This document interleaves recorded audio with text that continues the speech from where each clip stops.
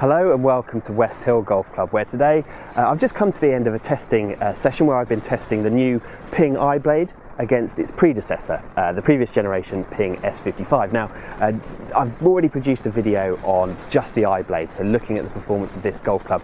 This is a comparison test to see how the two perform side by side. To compare the 9 irons, okay, first we're going to start with the 9 irons. The Ping S55 9 iron, I was carrying a total distance of 151.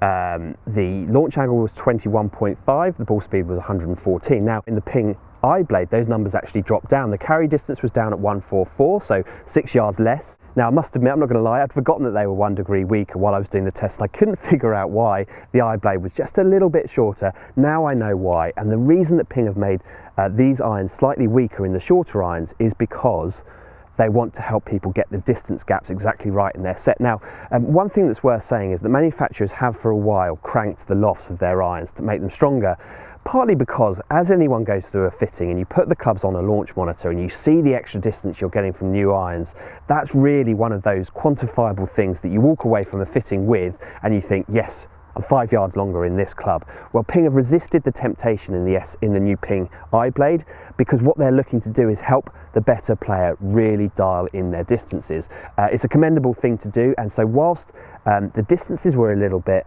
less in the 9 iron for me, what I did notice was just how strong the overall dispersion was. I hit a lot of good shots with it, and the feel through impact was absolutely superb. So let's now look at the 7 iron, where the performance between the iBlade and the S55 7 iron is very similar. So overall distance 173 in the iBlade, 174 in the S55.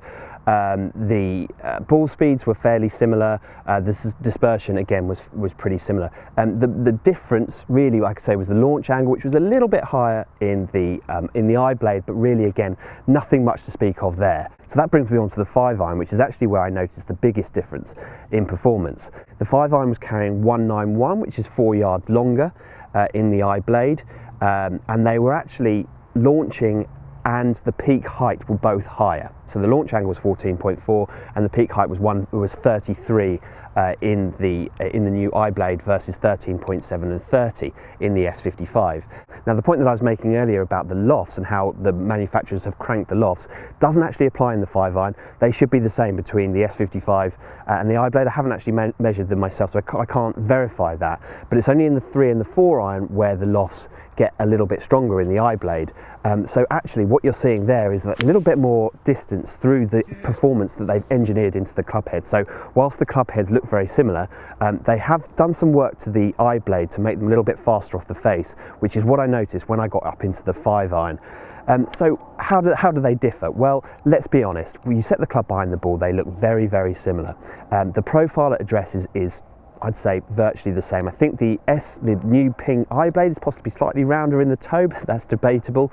And there's definitely a different finish on the iBlade. I prefer the finish on the iBlade. It's a sort of brush steel. It looks absolutely superb, both behind the ball and in the bag. But to be honest with you, in terms of the profile and what you're looking down on in terms of forgiveness and feel, how thin that top line is, it's comparable between the two.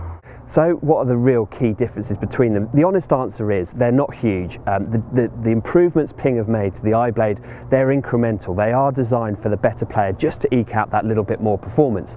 Certainly if you're somebody that's invested in a set of S55s and you're happy with them, I don't know if you're going to find enough performance in the iBlade to really warrant the investment, to warrant the change. But if you're somebody who has traditionally used traditional irons, then maybe the time has come to look at investing in a new generation set of traditional irons, because they are more forgiving, but crucially they still offer that fantastic level of distance control and ball flight control, and that combination, just that little bit more forgiveness, not a huge amount, that little bit more forgiveness will help players of all abilities strike the ball a little bit better.